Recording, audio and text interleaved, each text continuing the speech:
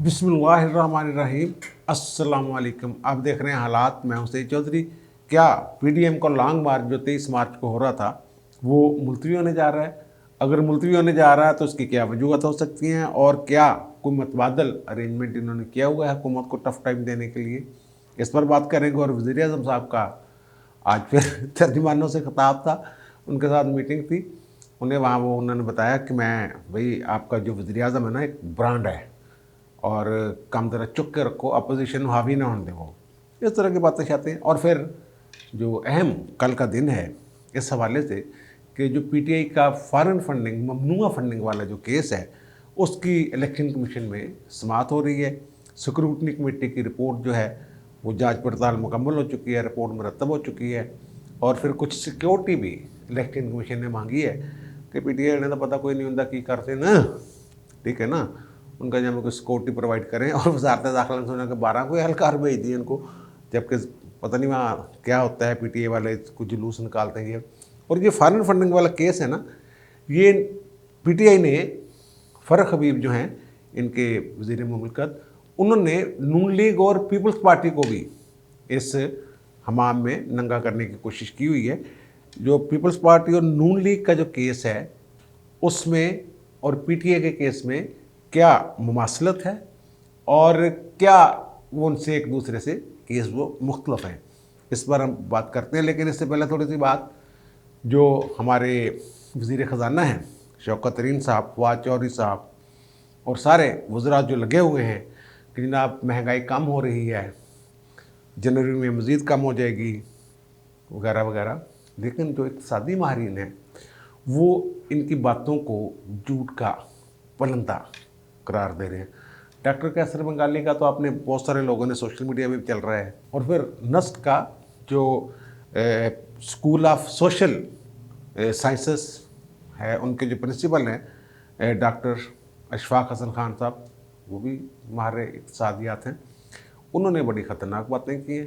क्योंकि शौकत तरीन साहब ने ये एतराफ़ कर लिया है कि ये मुश्किल तरीन शराइत हैं आईएमएफ ने जो हम पे लागू की हैं और हमने वो मानी हैं। वो कहते हैं इसकी वजह यूएस है, अमेरिका जो है उसने आईएमएफ को कहा है कि पाकिस्तान को तोल के रखो, और 80 फिर जनाब तैयार हो गए हैं उनके वास्ते।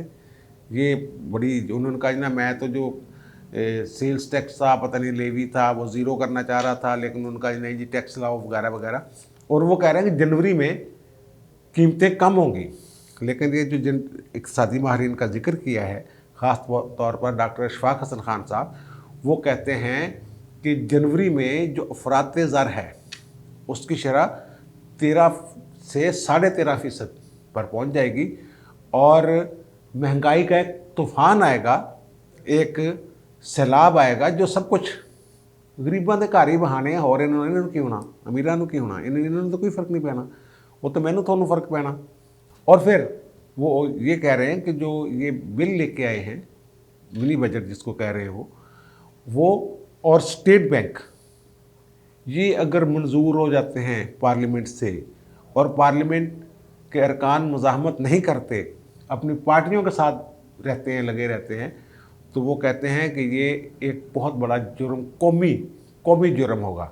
ये मैं नहीं कह रहा, ये डॉक्टर अशफाक हसन खान साहब वो कह रहे हैं। साहब वो कहते हैं मैंने इमरान खान को बताया,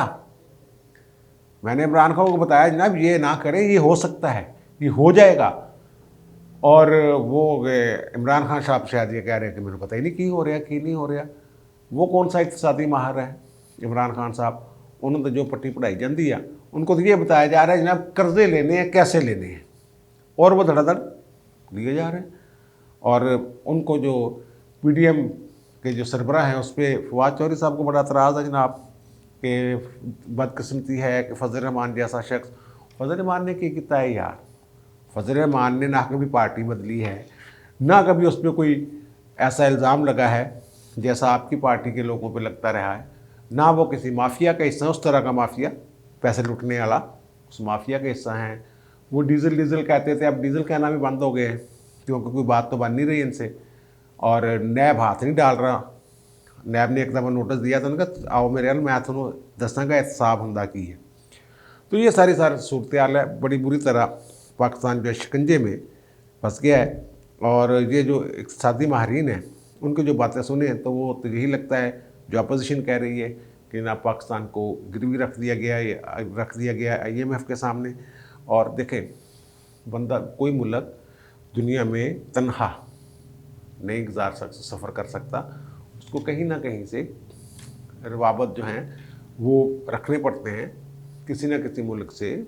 जो मैशियत है उसको चलाने के लिए फॉरेन पॉलिसी ऐसी होनी चाहिए कि दीगर ममालिक उसको आइसोलेट ना करें। लेकिन पाकिस्तान वो कहते हैं कि आइसोलेट हो चुका है और हर मुल्क की हुकूमत एक पॉलिसी बनाती है। स्टेट बैंक के दो काम है ना, एक मॉनेटरी पॉलिसी और दूसरा ये इनको रेगुलेटरी अथॉरिटी के तौर पे कर लें जितना भी उनको इंडिपेंडेंट करना है, लेकिन पॉलिसी हुकूमत की मर्ज़ी के बगैर पॉलिसी नहीं बन सकती।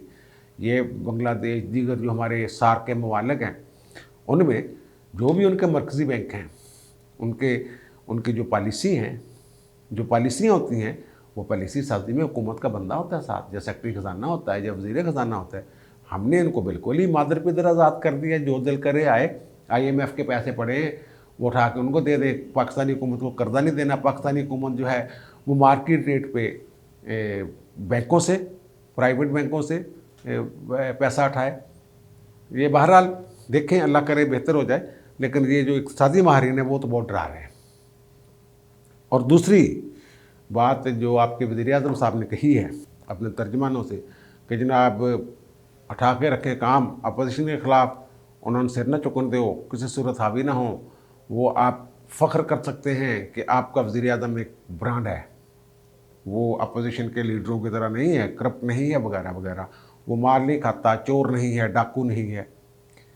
यार ये बात जो खान साहब कर रहे हैं ना, अगर अदलिया को साथ मिला के ना खेला होता तो ये बनी गाला वाला घर, वो सिलाई मशीन वाला इशू और शौकत खानम का मामला, ये सारे मामले जो हैं जब सामने आने थे तो खान साहब ने कहीं नज़र नहीं आना था। लेकिन अब खान साहब क्योंकि वो उनसे क्लीन चिट मिल चुकी हुई है उनको तमाम इल्ज़ामात से वगैरह वगैरह से, तो ये मैं पहले भी एक व्लॉग में ज़िक्र कर चुका हूँ कि इनके बहुत ही करीबी साथी उन्होंने, ये मैं उस वक्त मौजूद था, वो दो बंदे थे, तो वो कुदरतुल्लाह चौधरी साहब उस वक्त हयात थे जो हमारे एग्जीक्यूटिव एडिटर थे रोज़नामा पाकिस्तान के, तो उन्हीं के कमरे में ये बात हो रही थी। तो उस वक्त जब वो ज़िंदा थे उस वक्त भी मैंने ये बात बयान की थी ताकि गवाह के तौर पे मैंने उनका नाम लिया था। अब वो अल्लाह को प्यारे हो गए कुछ अर्सा पहले, तो वो जनाब मुझे वहाँ ये बताया गया कि जो डोनेशंस इकट्ठी होती हैं ना वो ऐसे नहीं होती कि जनाब उनका कोई हिसाब किताब, वो ऐसे पैसे ढेर कर दिए जाते हैं और खान साहब ऐसे करके कुछ पैसे अलग कर लेते हैं, कहते हैं बाकी गिन लो। ये बात बिल्कुल पक्की है। और इन्होंने शौकत खानम के जो फंड्स थे उनकी जो इन्वेस्टमेंट की, जो ख्वाजा आसफ साहब ने इल्ज़ाम लगाया था, मेरे ख्याल असम्बली के अंदर इल्ज़ाम लगाया था कि वो सारे पैसे डूब गए, एक तरह से वो जुआ था, वो इन्वेस्टमेंट जो थी वो जुआ था। अब उन पे इन्होंने 10 अरब रुपये हर्जाने का दावा किया हुआ है और ख्वाजा साहब जो हैं आसफ साहब वो अपने मौक़िफ़ पे कायम हैं कि जनाब ये करप्शन करते रहे हैं उन फंड्स में। लोग आम तौर पे शौकत खानम की बात इसलिए नहीं करते कि वो एक फलाही अदारा है, कुछ ना कुछ तो लोगों को मिल रहा है ना वहाँ से, इसलिए लोग ज़्यादा उसको स्कैंडलाइज नहीं करते। लेकिन ख्वाजा आसफ साहब कहते हैं जनाब ये हुआ है जो मैंने कहा है, और अब उन्होंने जो उनके ख़िलाफ़ प्रोसीडिंग्स हो रही हैं सेशन कोर्ट में उनको चैलेंज किया है इस्लामाबाद हाई कोर्ट में, और कल मिस्टर असर मनील्ला साहब जो हैं वो उस केस की समाप्त करेंगे। और जहाँ तक बात है कि जनाब PDM का जो 23 मार्च वाला लॉन्ग मार्च है, वो शेख रशीद साहब बड़े परेशान हैं कि जनाब 23 मार्च को वो कभी किसी का पैगाम लेके जाते हैं, कभी किसी का पैगाम लेके जाते हैं। उन्होंने रावलपिंडी वालों का पैगाम भी पहुँचाया है अपोजिशन को कि जनाब वो, बल्कि रावलपिंडी ही की तरफ से एक पैगाम आया है कि 23 मार्च वो जो हमें पाकिस्तान के मौके पे जो परेड शरेड होती है तो उसको डिस्टर्ब ना करें, थोड़ा सा आगे पीछे कर लें, इस तरह की बातें। लेकिन अब इनके पास एक तरह से बहाना आ गया है। वो KP में बल्दियाती इलेक्शन पहला मरला मुकम्मल हो गया, दूसरा मरला जो है वो उन इलाकों में जो बड़े सर्दी बड़ी है, वहाँ बर्फ़बारी वगैरह हम, तो वो ख्याल ये था कि 16 जनवरी से वो दूसरा मरहला जो है वो शुरू हो जाएगा। लेकिन अब इलेक्शन कमीशन ने ये फैसला किया है कि वो इलेक्शन जो हैं, दूसरा मरहला जो बल्दियाती इलेक्शन का, वो 27 मार्च से शुरू होगा केपी में। और वो हुकूमत तो कह रही थी केपी के जनाब इसको आगे ले जाएं कोई मई में, लेकिन उन्होंने कहा कि नहीं नहीं, आपने वादा किया था कि जनाब इसको, हमने वादा किया था कि इसको रमज़ान से कबल, वो कहते 3-4 रमज़ान को, 3-4 अप्रैल को रमज़ान शुरू हो जाएगा, तो उससे कबल ये इलेक्शन जो हैं वो होने हैं। और 27 मार्च जो है उस दिन आखिरी दिन होगा, अतवार मार्च का। तो वो मार्च वो ठीक है, ओके कर दिया उन्होंने कि जनाब ये होंगे। अब मौलाना साहब तो एंगेज हो जाएंगे वहाँ जलसे जुलूसों पे, इधर उधर सारा कुछ। हो सकता है कि वो 23 मार्च वाले लॉन्ग मार्च की क़यादत ना कर सके। ख्याल ये है कि वो इसको पोस्टपोन कर देंगे या ऐलान कर देंगे कि जनाब रमज़ान के बाद, या जो भी करना है उन्होंने, वो इस तरह की बातें होंगी। लेकिन आज जो शेख रशीद वज़ीर दाखिला की मुलाकात हुई है उस्मान बुज़दार साहब के साथ, उसमें ये मामला सिक्योरिटी के हवाले से अंडर डिस्कशन रहा है। शेख रशीद साहब कह रहे हैं कि इन्हों का पता कोई नहीं, PDM वालियां का, ये 23 मार्च को यहाँ से निकल पड़े लाहौर से या दीगर जो शहर हैं जहाँ उन्होंने वो कहीं फैसला किया हुआ है कि यहाँ से हमने शुरू करना है लॉन्ग मार्च, और ये चल ना पड़े। तो उसको रोकने के लिए, उसकी स्ट्रेटजी बनाने के लिए ये कोई बातचीत हुई है। तो अब देखते हैं 1-2 दिन में मौलाना क्या करते हैं। 23 मार्च अभी दूर है, लेकिन ये एक इन्होंने, जो मैं कह रहा हूँ कि कोई मतबादल, इन्होंने कोई ठापा करनी है असम्बली में ये 23 मार्च के लॉन्ग मार्च से पहले, क्योंकि लॉन्ग मार्च से बहुत सारी जमातें जो हैं वो थोड़ा सा घबरा रही हैं।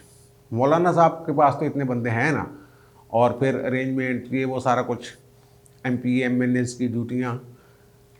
लेकिन उससे पहले जो आसान हाल ये समझ रहे हैं कि आसान है, वो कह रहे हैं कि अब असम्बली के अंदर बैठ के। अब शेख रशीद साहब के पास ऐसी इतला अभी तक नहीं है कि इन्होंने पोस्टपोन कर देना है। वो खौफजदा हैं और वो तरले मार रहे हैं कि 23 मार्च वाले छड़ दो, जल्दी करो, तो उस तो बात कर लीजिए। वो 23 मार्च गुजर लेने दे, वो 24-25। अब 27 मार्च को ज़रूरी नहीं कि मौलाना साहब जो है, क्योंकि 27 मार्च को हो रहे हैं इलेक्शन, तो उससे पहले वो वहाँ हो सकता है वो पहले अपने जलसे जुलूस ख़त्म कर लें और 23 मार्च को सफ़र शुरू कर दें।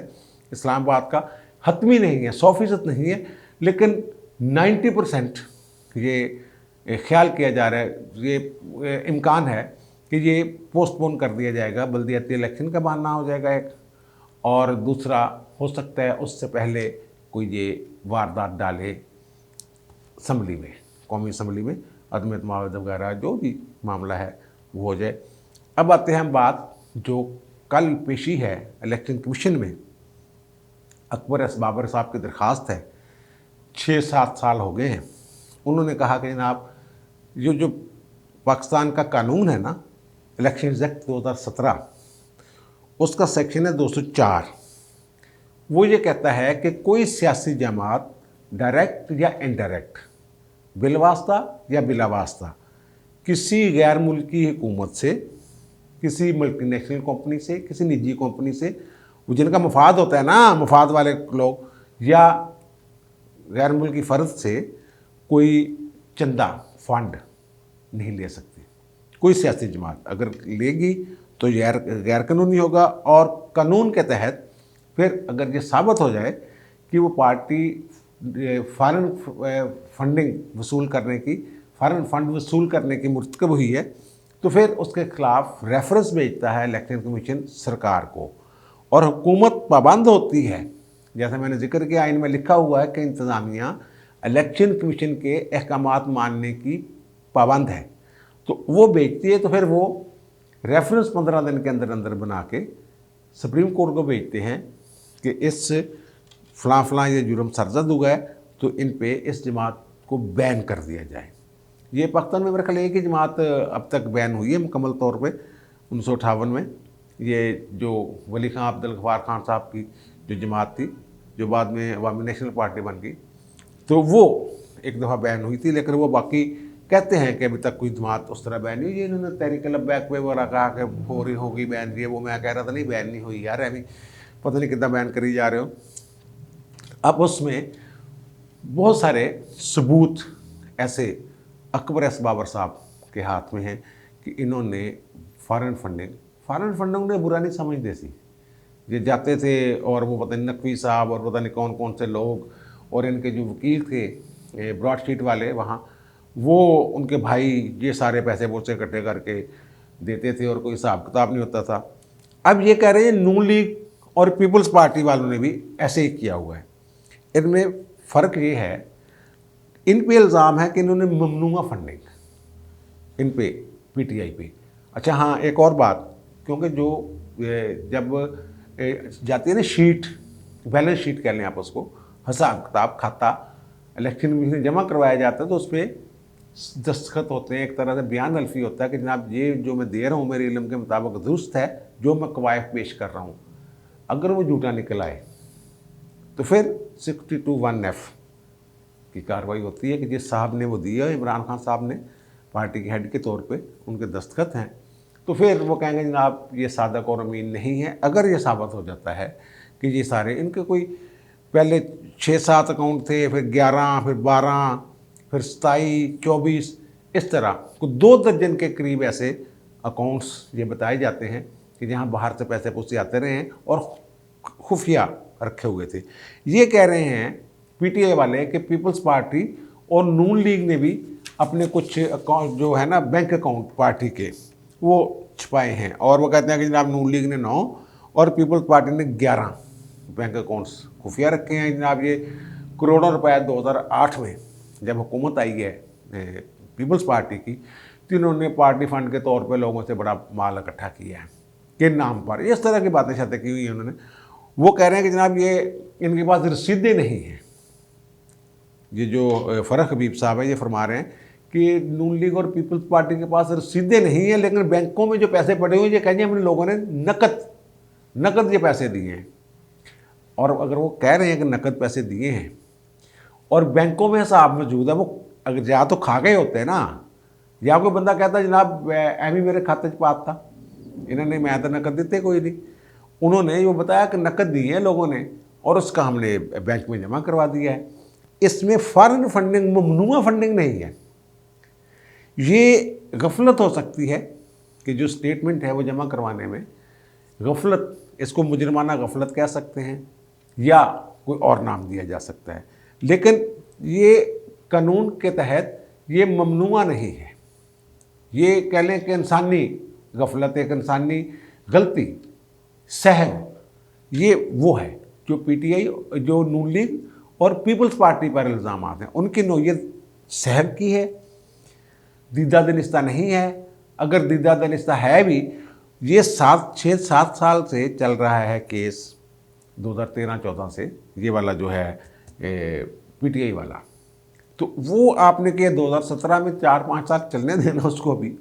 आप अगर स्टे के पीछे छुपते रहे हैं, वो तो अभी तक मेरी इतला के मुताबिक जो इलेक्शन कमीशन की कार्रवाई है उनमें पीपल्स पार्टी और नून लीग दोनों तावन कर रहे हैं, तो वो तो स्टे के पीछे नहीं छुप रहे, स्टे के पीछे तो पीटीआई छुपती रही है आज कल परसों, क्योंकि ये बहुत सारे ये शवाहद ऐसे मुबैना शवाहद ऐसे हैं कि ये फॉरेन फंडिंग, बाहर से पैसे पूसे जो, हाँ इमरान खान साहब खुद कह चुके हैं कि इलेक्शन में मुझे 2 मुल्कों ने माली मावनत की ऑफ़र की थी, तो उन्होंने कहा जी नाम भी बता दें कौन से ममालिक हैं जो आपको ऑफ़र कर रहे थे माली। नहीं, वो कह रहा नहीं फिर उनके साथ हमारे तल्लुकात ख़राब हो जाएंगे, इस तरह की बात उन्होंने की। यानी कि इनको बाहर से आफरें वे भी अंदर खाते को पैसे पूसे ले भी लिए हों। अब वो 2 ममालिक कौन से थे जिन्होंने ये ऑफ़र की थी, उनके नाम बताने चाहिए इनको। मेरा ख्याल है कभी ना कभी ये सच्चाई जो है, वैसे तो वो कहते हैं कि मैं एक ब्रांड हूँ, आपका वज़ीर-ए-आज़म एक ब्रांड है, लेकिन वो या तो बात ही ना करें आप।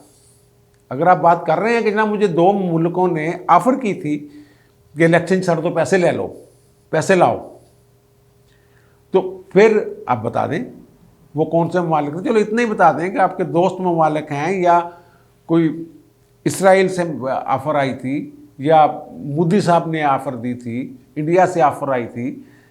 वैसे ये जो आप तैयारे श्यारे इस्तेमाल करते रहे हैं ना, प्राइवेट मुल्क रियाज का त्यारा और ये वो गैर मुल्क वो बाहर जाने के लिए भी, ये भी करप्शन है। करप्शन ज़ाहिर है, जो बंदा आपको त्यारा दे रहा है कि जनाब मेरे त्यारे से मौजा करो, वो फ़ायदा नहीं लेगा। फ़ायदा लेगा ना। खान साहब ये भी करप्शन होंगी है। थोड़ा घर जो कहते जानी कि 50 लाख रुपये महाना जो खर्चा देते थे शौकत तरीन जहांगीर तरीन, उस पर आप कह रहे हैं चुप कर जाएं, आप उस पर बात ही ना करें, आप अपने तर्जमानों को और वज़रा को कह रहे हैं, तो ये भी करप्शन होती है। दोस्त आप पे खर्च करते हैं ना, आप किसी बड़े ओहदे पे बैठे हुए हैं, दोस्त अगर आपको गिफ्ट देते हैं तो इसका मतलब भी यही है कि भाई ये करप्शन है, उन्होंने उसके इवज़ कोई ना कोई फ़ायदा लेना होता है। तो वो अगर वो गवर्नर थे हज़रत उमर के दौर में, तो उन्होंने कहा जनाब ये मुझे गिफ्ट मिले हैं। उनका पुत्र तो अगर मज्जा बकरियाँ चारता हुए ना, फिर मैं देखा तेन कौन गिफ्ट दिंदा। ये गिफ्ट इसलिए मिले हैं, वो तोशा खाने वाली बात कि सरकारी खजाने जमा कराओ जी, जो गिफ्ट शिफ्ट मिलते हैं थोनों, ये उस वक्त से चली हुई है। मिसालें जो रियासत मदीना के देते हैं, हज़रत उमर के देते हैं, और करतूत जो हैं इनके उसके बिल्कुल उल्ट हैं। अब देखें कल क्या होता है।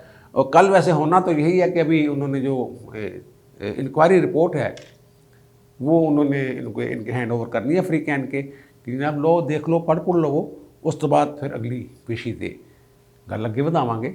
इलेक्शन कमीशन ये करेगा। अब मुझे दीजिए इजाज़त, इंशाल्लाह दोबारा मुलाकात होती है नए व्लॉग के साथ। अल्लाह हाफ़िज़।